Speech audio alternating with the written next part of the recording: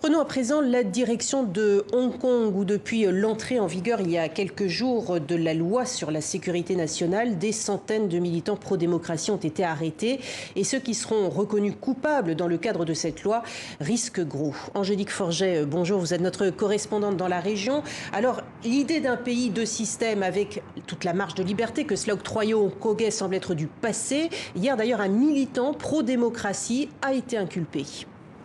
Oui, il s'agit d'un jeune homme de 23 ans. Il circulait à moto avec accroché à l'arrière un drapeau noir sur lequel était inscrit « Libérer Hong Kong, révolution de notre temps ». C'est le slogan des manifestants et il est désormais interdit à Hong Kong. Et puis ce jeune homme est également accusé d'avoir voulu foncer dans un groupe de policiers. Et pour cela, eh bien, il va devoir faire face à deux chefs d'accusation, sécession et terrorisme, deux crimes désormais passibles de la prison à vie. Vous le voyez avec cette nouvelle loi pour la sécurité nationale, les manifestants pro-démocratie désormais risque gros. L'objectif de Pékin, c'est de semer la terreur dans l'ancienne colonie britannique et pour cela, le pouvoir central s'appuie sur un homme fort, Zheng Yongxiang. Il vient d'être nommé à la tête du nouveau bureau de la sécurité nationale. Il est chargé de collecter des renseignements et de poursuivre ces nouveaux criminels.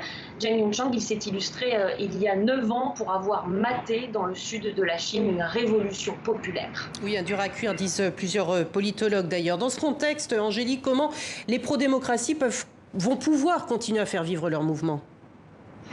C'est toute la question. Beaucoup de manifestants craignent une purge dans les semaines qui viennent. C'est la raison pour laquelle de nombreuses personnes ont effacé des messages pro-démocratie qu'ils avaient postés sur les réseaux sociaux. Certains ont même carrément supprimé leur compte. Et puis le mouvement politique Demosisto, qui a été fondé il y a 4 ans, vient d'être dissous par ses membres. Et l'un de ses leaders, Nathan Law, qui est aussi l'un des visages de la révolte des parapluies en 2014, a quant à lui fait savoir qu'il avait fait le choix de l'exil et il promet de continuer à mener le combat pour la démocratie depuis l'étranger. Merci d'avoir été avec nous, Angélique Forget.